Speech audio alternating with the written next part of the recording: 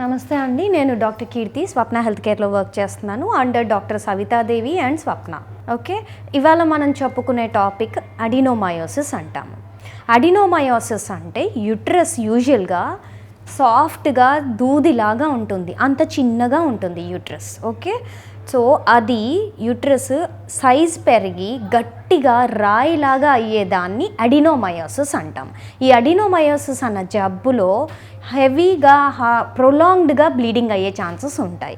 ఈ అడినోమయోసిస్ ఎలా అవ్వచ్చు, దాని పర్టికులర్ కాజ్ అంటూ ఏమీ తెలియదు ఇప్పటి వరకు. కాకపోతే ఎక్కువ చైల్డ్ బేరింగ్ వల్ల, ఎక్కువ డెలివరీస్ అవ్వటం వల్ల అయ్యే ఛాన్సెస్ కూడా ఉంటుంది.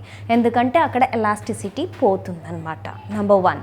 నెంబర్ 2 వచ్చేసి యూజువలీ అబార్షన్స్ అయ్యే ఛాన్స్లో, అబార్షన్ మెథడ్ అయ్యే టైంలో either medically or surgically abortions వద్దు, అన్వాంటెడ్ ప్రెగ్నెన్సీ అనుకొని ప్లాన్ చేసుకోకుండా వచ్చిన ప్రెగ్నెన్సీని తొలగించేటప్పుడు మెడికలీ ఆర్ సర్జికలీ తీసేయచ్చు.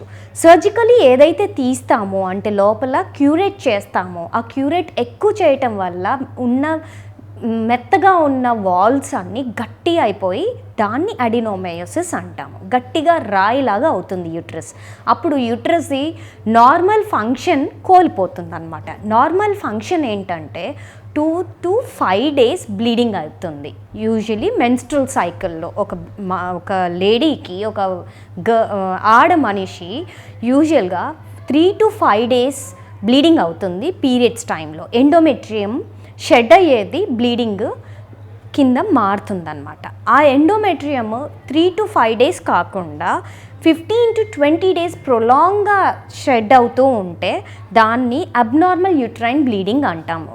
నార్మల్ మెన్స్ట్రల్ సైకిల్ ఏంటంటే 2 to 3 days లేదా 3 to 5 days బ్లీడింగ్ అయ్యి 28 days to 30 days వచ్చే సైకిల్, అంటే ఎవ్రీ 28 days to 30 daysకి వచ్చే సైకిల్ని నార్మల్ మెన్స్ట్రల్ సైకిల్ అంటాం.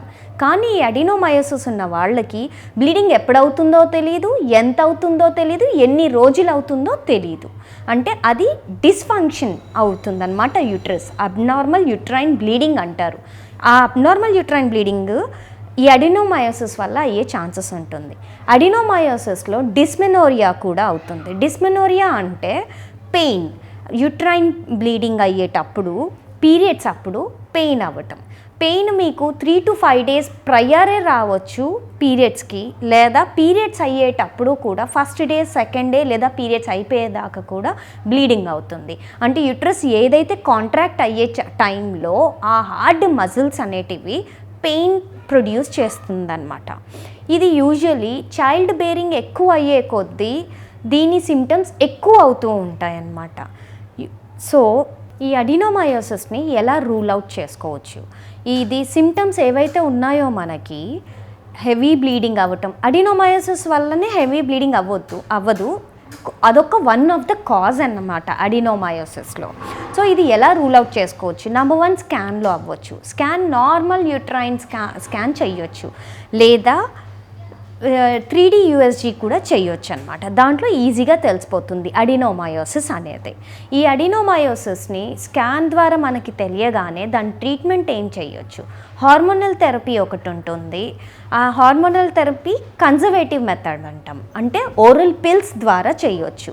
దాన్ని మనకి ఎంతైతే ప్రొజెస్ట్రాన్ అవసరమో అంత ప్రొజెస్ట్రాన్ లెవెల్స్లో మనము ఈస్ట్రోడియాన్ అన్న టాబ్లెట్ని మనము పెట్టొచ్చు.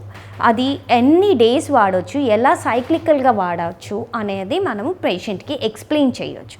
ఆ ఎక్స్ప్లెయిన్ చేసినంత మాత్రాన వాళ్ళు అవి యూజ్ చేస్తే ఇది ఈ అడినోమయోసిస్ని తగ్గించలేం కానీ దాని సిమ్టమ్స్ని తగ్గించవచ్చు మనము.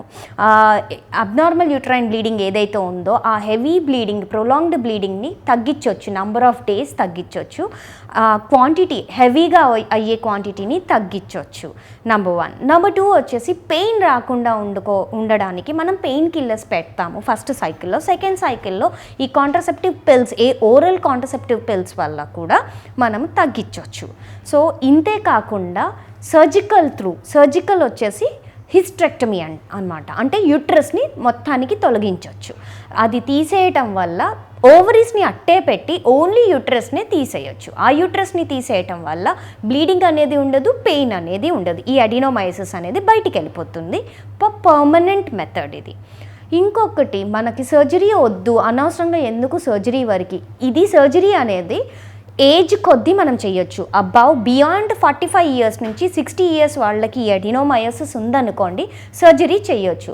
ఇప్పుడు అన్మ్యారీడ్ పాపకు వచ్చిందనుకోండి, లేదా న్యూలీ మ్యారీడ్ ఉన్న అమ్మాయికి సేమ్ ఇదే వచ్చిందనుకోండి, కాంట్రాసెప్టివ్ మెథడ్స్ పెట్టుకొని, ఆ మెథడ్ కాకుండా మనము మెడిసిన్స్ ద్వారా తొందరగా ప్రెగ్నెన్సీ వచ్చేలాగా చూసుకొని, ప్రెగ్నెన్సీ అయిపోగానే దీన్ని మెరీనా అన్న లూప్ వేసుకుంటే అది ఛాన్స్ ఉంటుందన్నమాట మనకి యూట్రైన్ బ్లీడింగ్ తగ్గించడానికి.